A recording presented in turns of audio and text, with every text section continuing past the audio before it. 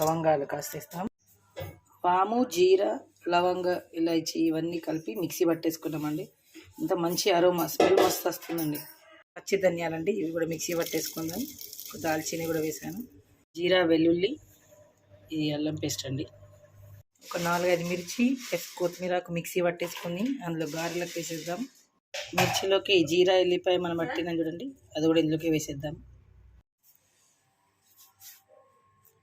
ఇలా ఇది జీరా పౌడర్, మిర్చి అండ్ కొత్తిమీర, నువ్వులు పిండి, పల్లీలు కడిగి నానబెట్టుకోవాలండి. పచ్చి ధనియా పొడి ఇది మన జీరా వాము పౌడర్, మిర్చి అండ్ కొత్తిమీర కండి. ఇందులో నెయ్యి వేద్దాము. వేసుకొని ఇలా కలుపుతూ ఉండాలి. చూడండి ఇట్లా పెట్టుకొని ఇవి కూడా ఆ గారెలప్పాలకి వేసేయాలండి. ఇందులోకి మిర్చి వేస్తున్నాం కాబట్టి కారం కూడా కొద్దిగా వేస్తున్నాము. నువ్వులు వేసేసేయండి. జీరా పౌడర్, ధనియాల పొడి, మిర్చి పేస్ట్ అండి. పల్లీలు వేసేద్దాం. నానబెట్టిన పల్లీలు.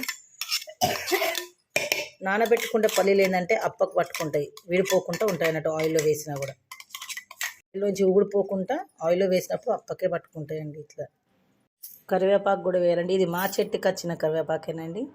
మా కరివేపాకు చాలా స్మెల్ ఉంటుంది. ఇప్పుడు ఇందులోకి కాస్త వేడి నీళ్ళు పోద్దాం. వేడి నీళ్ళు పోసి మంచిగా ఉప్పుకోవాలండి. ఇందులోనే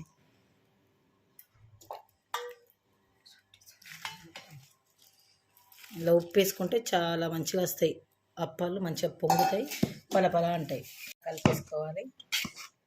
వేడి నీళ్ళు పోసిన తర్వాత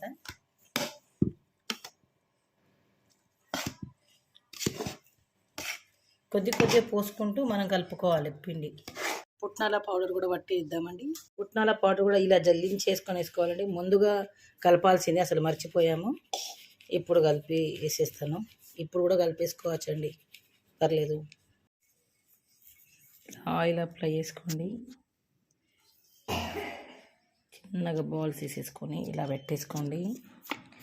ఇలా గట్టిగా ప్రెస్ చేసేస్తే సరిపోతుంది. తీసి చూడండి ఎంత చక్కగా వచ్చిందో.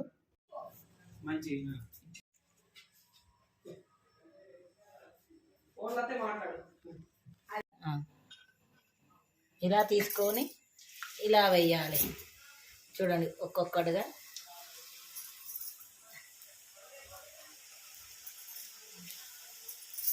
బాగా కాలనివ్వాలి.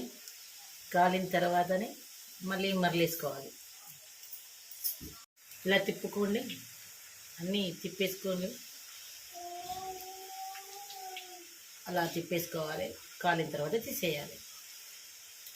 ఇలా తీసేసుకోవాలండి. ఒక గరిటెలోకి తీసేసుకొని పక్కకు పెట్టేసుకోవాలి. అంతే. సైడ్కి తీసుకొని వంపాలి. ఆయిల్ అంతా ఇలా వంపేసి పక్కకు పెట్టేసేయండి. అంతే.